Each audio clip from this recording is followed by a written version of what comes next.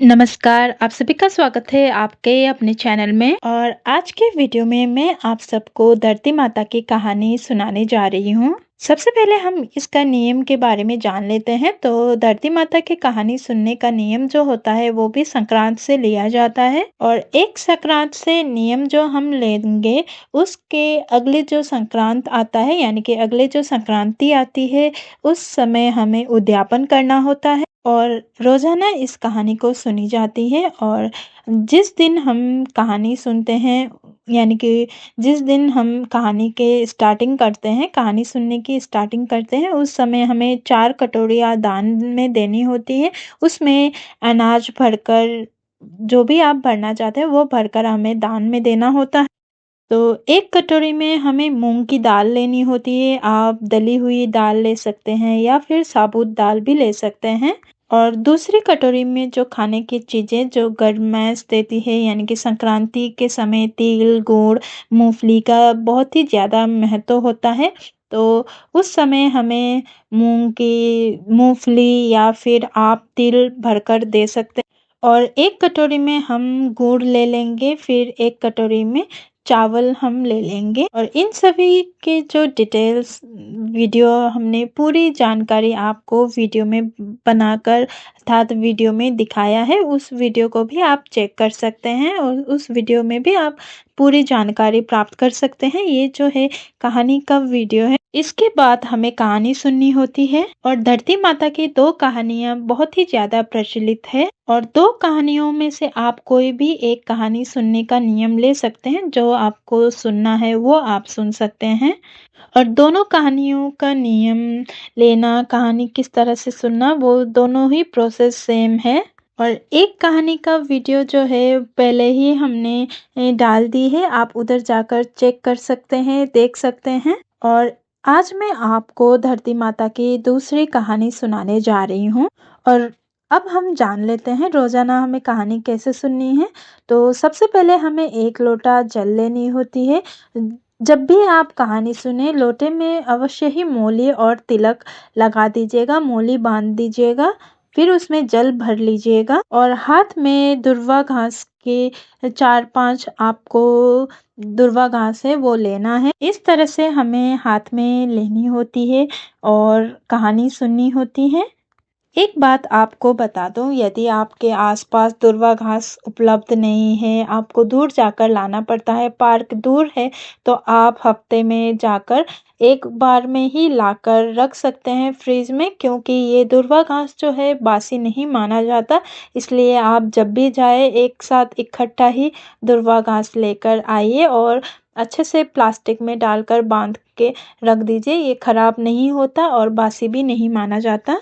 और ये कहानी सुनने के लिए आप अपने मंदिर के कमरे में जगह है तो आप उधर बैठकर सुन सकते हैं, या फिर आप घर के किसी भी कोने में जहाँ पर आपको शांति मिले, जहाँ पर आप बैठकर सुन सकते हैं, डिस्टरबेंस ना हो, उस जगह पर आप बैठकर सुन सकते हैं। यदि आपको कोई प्रॉब्लम है तो आप उम, चेयर पर या फिर मूड़े पर, फट्टे पर भी बैठकर सुन सकते हैं। नहीं तो इस कहानी को सुनने के लिए ज़मीन पर बैठना होता है, आसन बिछाकर। तो आपको ज़मीन अच्छा है तो यदि आप संभव हो सके तो ज़मीन पर बैठकर कहानी सुनें, नहीं तो आप या चेयर या मूड़ा आप लेकर बैठ सकते हैं। बिस्तर पे बैठकर ये इस कहानी को ना सुनें। और जब भी आपको टाइम मिले तब आप सुन सकते हैं। पूजा करने के बाद, सुबह की पूजा करने के बाद, काम खत्म हो जाने के बाद भी इस कहानी को सुना जाता है, या फिर आप कभी भी दोपहर को कभी भी आप सुन सकते हैं। तो चलिए कहानी अब हम शुरू करते हैं। सबसे पहले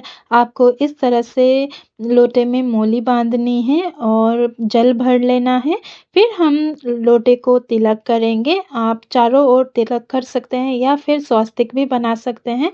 फिर उसके बाद हम खुद को भी तिलक करेंगे और जो भी आपके साथ बैठकर कहानी सुन रहे हैं उनको भी तिलक कर सकते हैं। इसके बाद आपको हाथ में दुर्वा घास लेना है और जो भी कहानी सुन रहा है, आपके साथ बैठा है, उनको भी दुर्वा घास दीजिएगा। तो चलिए, धरती माता की कहानी। एक ब्राह्मणी थी, वह बहुत ही पूजा पाठ करती थी और सभी गांव वाले उसका बहुत ज़्यादा आदर सत्कार करते थे।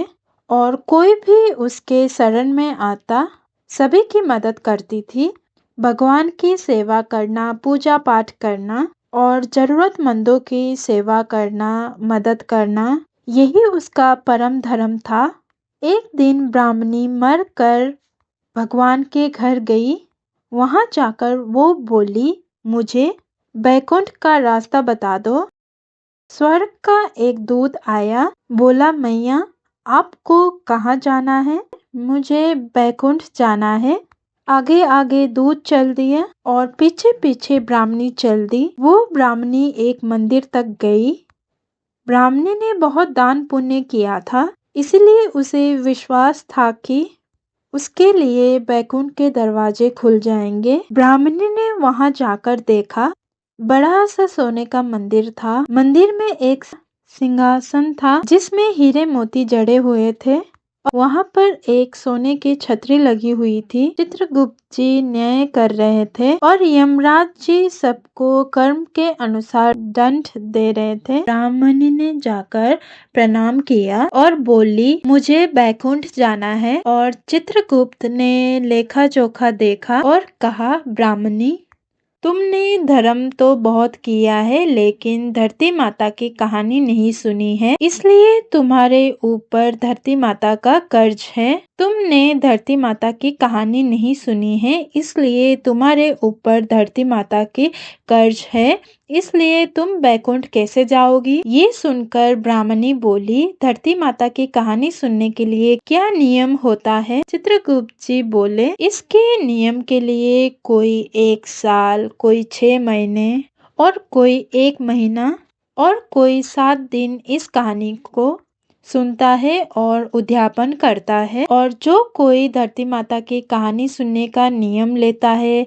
कहानी सुनता है, उद्यापन करता है और उसका धरती माता उद्धार करती है और अनजाने में हुई पाप को भी धरती माता हर लेती है और स्वर्ग लोक में धर्म को ही स्थान मिलता है। पाप के लिए यहाँ पर कोई जगह नहीं है और धरती माता की कहानी पीपल के पेड़ के नीचे बैठकर सुनने से बहुत ज्यादा फल मिलता है। ये बात सुनकर ब्राह्मणी ने प्रार्थना की, कृपा करके मुझे 7 दिन के लिए पृथ्वी पर भेज दिया जाए।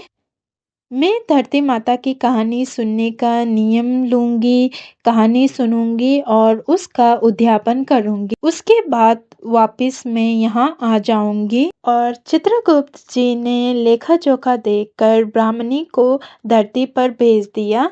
और जब ब्राह्मणी धरती पर वापस आई, सभी उसको देखकर डर गए और ब्राह्मणी के बेटे बहू भी उसे भूत समझकर बात नहीं कर रहे थे और उसे देखकर डर रहे थे। तब ब्राह्मणी ने अपने बेटे बहू को सारी बात बताई और उसने अपने बेटे बहू को कहा कि वह धरती माता की कहानी 7 दिन तक सुनेगी, नियम लेगी और उद्यापन कर कर वापस चली जाएगी। और ब्राह्मणी के बेटे बहू ने उसकी बात सुनकर विश्वास कर लिया और 7 दिन तक कहानी सुनने का नियम लिया और उसने अपने बेटे बहू को 7 दिनों तक का सारे सामान मंगवाई और उद्यापन के लिए भी सामान मंगवाया।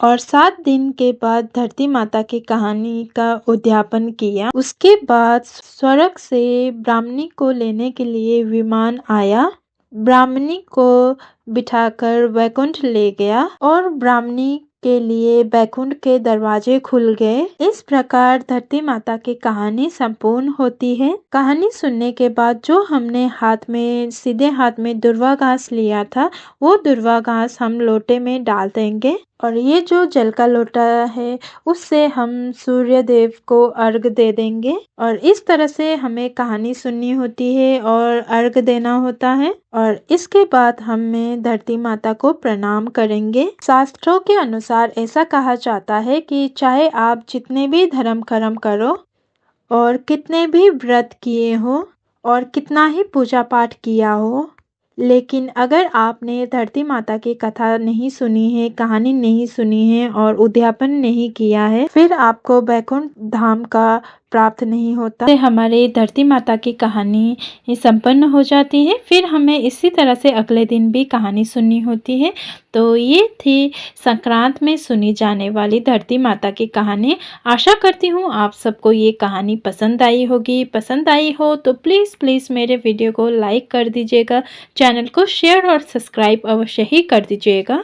और आप सबको मेरे वीडियो देखने के लिए बहुत बहुत धन्यवाद। और अंत में हम बोलेंगे जय धरती माता।